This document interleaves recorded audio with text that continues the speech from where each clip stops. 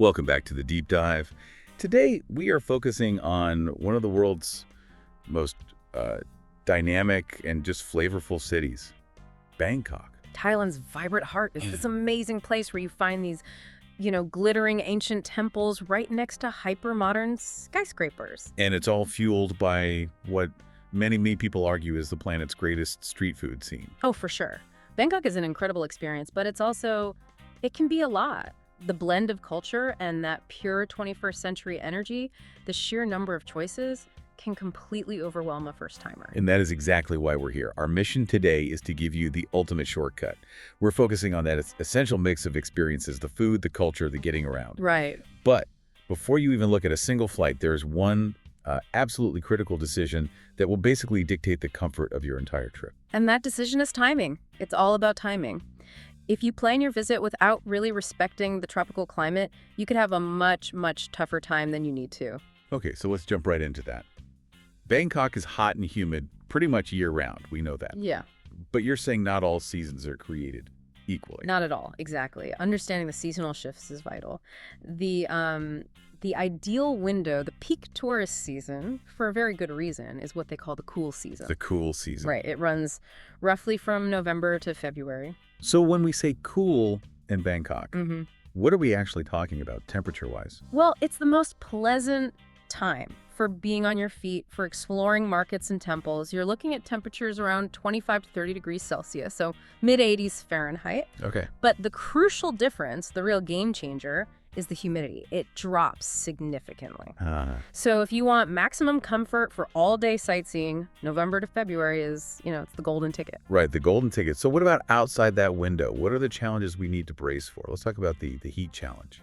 So the hot season starts around March, and it goes until maybe May or June. And this is where temperatures just soar. I mean, they'll often hit 35 to 38 Celsius. Wow, that's over 95 Fahrenheit. It is. Midday sightseeing becomes genuinely punishing. You find yourself just hopping from one air-conditioned space to the next. Okay, and then you've got the monsoon, the rainy season. I think a lot of travelers hear that and they just imagine weeks of washout. Is that accurate? Not usually, no. The rainy season generally runs from, say, July to October. And while you should expect rain every day, right, it's typically these heavy, very dramatic, but quite brief afternoon downpours. It almost never rains all day long. That makes a huge difference in how you plan your day. It does. But you should know that September is pretty reliably the wettest month of the year. The upside is this is the low season, so it's great for your budget. You can get really good deals on hotels. But you have to be prepared. You have to be prepared to carry that umbrella or a light poncho. You're basically trading a little bit of sunshine for some better value. That one decision really does define the trip. Okay, so once we've got the timing right, next is preparation. We have to talk cultural respect, practical packing, especially for that constant heat. What's the first thing in the suitcase? It has to be lightweight, breathable clothing. Think cotton, linen, moisture-wicking stuff. Loose fitting is key. Not just for comfort, I imagine. Exactly. It's for comfort, sun protection, but it's also, culturally, it's just more appropriate. And footwear. My notes say comfortable shoes are essential, but specifically slip-on sandals. Why the emphasis on being able to take them off easily? Because you will be taking them off constantly. It's a cultural requirement every time you enter a temple, sometimes when you go into shops, and definitely if you visit a local's home. So fussy laces are your enemy. Fussy laces are your absolute enemy. This leads right into what I think is the aha moment for a first-time visitor, temple etiquette.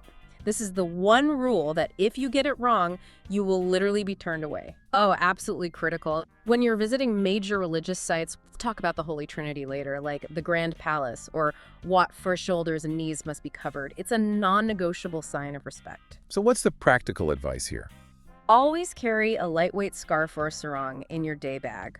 You can just quickly wrap it around before you go in and then take it off the second you leave. It's so simple. That's preparation done right. Now, speaking of preparation, here's something people often forget. The contrast between outside and inside. Oh, the thermal shock, yes. While it's scorching hot outside, the air conditioning in the big malls and the cinemas, it's cranked up to glacial levels. Right, you walk into a freezer. You really do. You absolutely need a light jacket or a shawl in your bag just to survive an hour of shopping or grabbing a bite indoors. Let's transition from the practical to the palpable. I can't talk about Bangkok without talking about food. Yeah. I mean, this city is a paradise for food lovers. It's called the street food capital of the world. And that reputation is completely earned. It's about pure flavor intensity and just how accessible everything is. You are surrounded by world-class food at every single price point.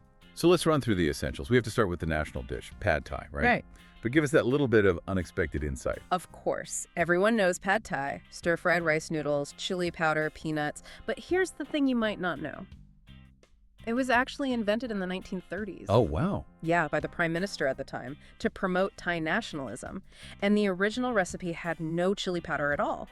It was meant to be a dish that used local rice and, promoted a national identity. That is fantastic context. Okay, so what else needs to be on the must-try list besides a dish invented by a prime minister? You have to dive into the soups and salads. Tom Yum Goong, that's the famous spicy sour shrimp soup. And Som Tum, the green papaya salad. It is so addictive. And for curry. Seek out Massaman curry. It's unique because it's rich and mild. It's influenced by Malay and Indian cuisine, so it has cinnamon and cardamom. It's more sweet and savory than intensely spicy. And what about those tiny little bowls of noodles I've heard about? Boat noodles. Kueh Tearoa. They are these small, intensely flavored bowls of pork or beef noodles, traditionally served near canals, hence the name. They're small, so you can eat like 10 of them. And they're utterly addictive. Completely. And for dessert, you can't leave without having mango sticky rice. Kaew Nao Mamwang. It's essential. So where do we go for all this? We need to know the specialty of the house for the key destinations. Okay, so you have 3 iconic food experiences. First, Yao Rat, Bangkok's Chinatown. This place is legendary for nighttime street food. When the sun goes down, the whole area just transforms into this electric open-air restaurant. It's amazing. Okay, what's number 2? Number 2 is Orktor Core Market. If you want the absolute highest quality, freshest produce, and gourmet prepared Thai food, this is it. It's a bit pricier, but you are paying for premium stuff. And number 3? JOD Fairs. It's one of the newer, trendier night markets. It's less about wholesale shopping and more about a really fun, social, curated dining experience. That gives us plenty to aim for. Now, logistics. Once you've eaten, you have to move. Bangkok is famous for its traffic, but the public transit is fantastic. How do you beat the congestion? You stay off the roads as much as possible. You rely on the rail. The BTS SkyTrain and the MRT subway are fast, clean, and incredibly efficient. They are your best friends. What about the iconic options, though, like taxis and tuk-tuks? There's a rule about taxis, isn't there? It is the golden rule for taxis. Always insist the driver uses the meter. Always. If a driver refuses, they're planning to charge you an inflated tourist price. Just get out and find another one, or, even easier, use Grab, the ride-sharing app. Fixed price up front, no headache. And the tuk-tuks, they look like a blast, but it seems like a negotiation sport. They are fun. For short rides, it's part of the experience. Yeah. But yes, you absolutely must agree on the price before you even get in. Is there a scenic route that avoids traffic? Yes. The Chow Phra Express Boat. It's a must. It's fast, it's cheap, and it connects you to a lot of the key temples right along the river. A total game changer. Excellent. Let's pivot from transport to shopping, because Bangkok is one of Asia's great shopping cities. It has something for literally every budget. Absolutely. You can think of it in maybe 4 categories. For luxury and modernity, you have to go to Siam Paragon. It's this enormous world-class luxury mall. And for bargains? Souvenirs. That's MBK Center. Famous for electronics, phone cases, knockoffs, that kind of thing. For wholesale fashion, you go to Platinum Mall and the Pertuna Market area. That's where bulk buying is king. And then there's the Weekend Behemoth, the market that sells everything. That is Chatuchak Weekend Market, one of the largest outdoor markets in the world. It's organized into 26 sections, selling everything from pets and plants to vintage clothes and art. It sounds overwhelming. It is. It's enormous, overwhelming, and an absolute highlight. But you have to plan for crowds, insane crowds. Okay, finally, let's get to the heart of the city, the must-see mix of tradition and modernity. This is where you really see the city's soul. It's a stunning contrast. For any first-timer, there is what I call the holy trinity of temples. They're all clustered conveniently near the river, and you just can't miss them. Starting with the most sacred site, the one with the strictest dress code. That's the Grand Palace and Wat Phra Kaew, which houses the Emerald Buddha. Remember, covered shoulders, covered knees. It is spiritually and historically the most important site in the entire country. And the massive golden marvel right nearby. That would be Wat Pho, the Temple of the Reclining Buddha.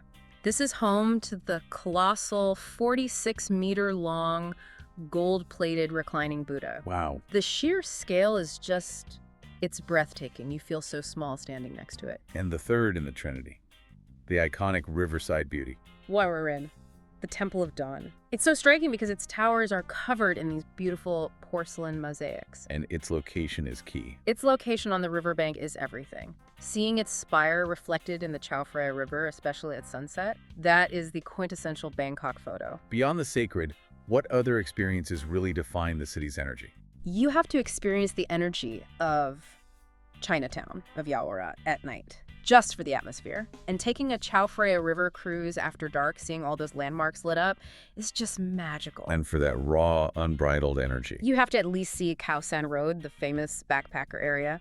The party there starts early and it ends very, very late. So this really covers that essential journey. From when to go, how to dress, what to eat, where to shop. The core reasons to visit are so clear. The food, the history, the affordability, that incredible atmosphere. It's an unforgettable city. It offers such great value, and that contrast is just relentlessly interesting. And this is where it gets really interesting for me, connecting the ancient to the modern. You have these incredibly disciplined, centuries-old rules of temple culture. You know, the silence, the respect, the strict dress codes. But then, just blocks away, you have the intense, pulsing, almost chaotic energy of Yaowarat, the traffic, the nightlife. And what's so fascinating is how seamlessly Bangkok holds both of those things. The city manages to keep its sacred past and its modern electric present in this perfect dynamic tension. It really is a city that never gets boring. Never. And it raises a question for you, the traveler, to think about while you're there. How does a city so perfectly maintain that profound reverence for tradition while also embracing such intense high-speed modernity? A delightful paradox for you to explore firsthand. Thanks for diving in with us.